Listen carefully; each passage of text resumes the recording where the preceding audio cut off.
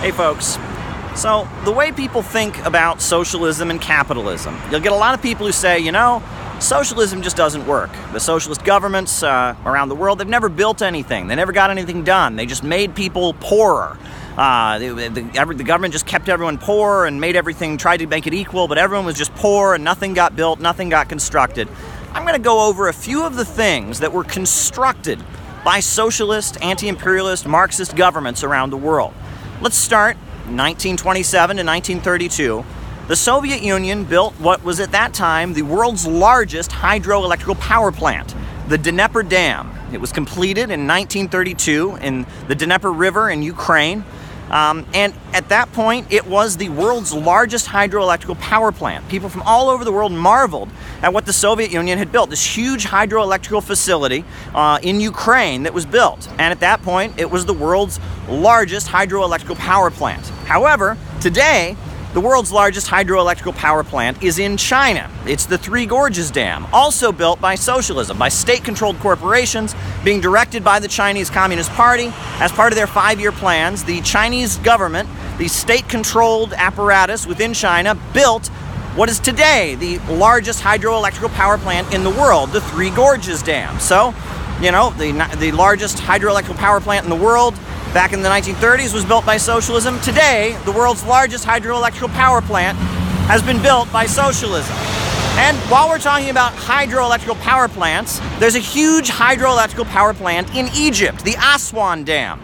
And who built it? Well, it was built by Abdel Nasser, the Arab socialist leader who came into power after the 1952 revolution. And he built it in coordination with the Soviet Union. The Aswan Dam is so big, this hydroelectric power plant that was built in Egypt, it's so big it can actually be seen from outer space. Nikita Khrushchev called it, he actually referred to it as the eighth wonder of the world, right? Socialism doesn't build anything, right? It built huge hydroelectric facilities that people all over the world marveled at. It doesn't build anything, huh? And while we're talking about water and we're on the African continent talking about Egypt, let's talk about Libya.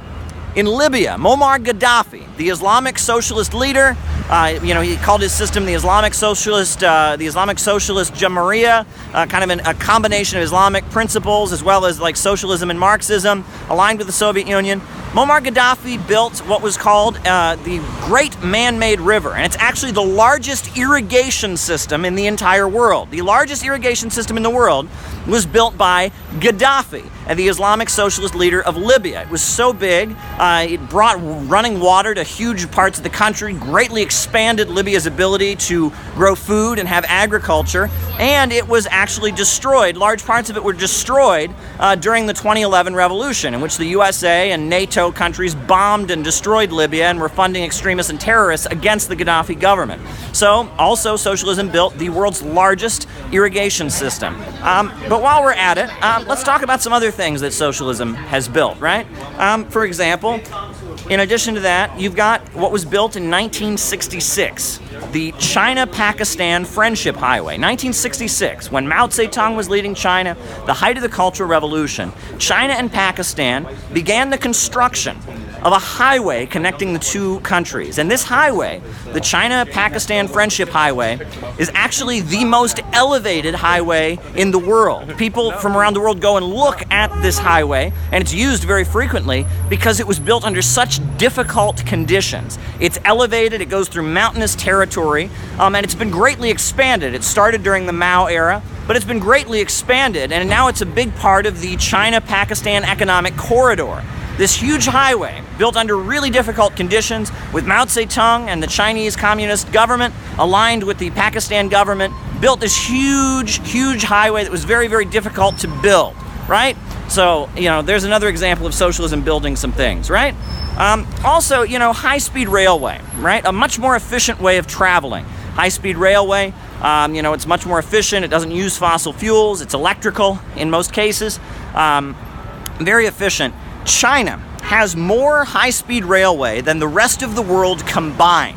And all over the world, in addition to the huge amount of high-speed railway that exists in China, built by state-controlled corporations as part of their 5-year plans and, overseen by the Communist Party, the Chinese railway corporations are actually building high-speed railway in other countries right now. That's one of the main things that China's doing. In developing countries around the world, they're building high-speed railway systems. In Africa, in Indonesia, different places, China is constructing high-speed railway. So, again, socialism doesn't build anything. Well, actually, China, a socialist country, and its state-controlled corporations have built more high-speed railway than the rest of the world combined. And while we're at it, let's talk about another thing that people often forget that was built and created by socialism: space travel. Space travel, right? What was the first country in outer space? The Soviet Union. They launched Sputnik. What was the first person in outer space? Yuri Gagarin, right? A Russian, a cosmonaut sent into outer space. So this idea that socialism doesn't build anything, right? It's just such an inefficient system. People just become lazy and they don't get anything done. Look at the Dneiper Dam. Look at the Three Gorges Dam. Look at the Aswan Dam in Egypt. Look at the great man-made river in Libya. Look at the high-speed railways that China has built.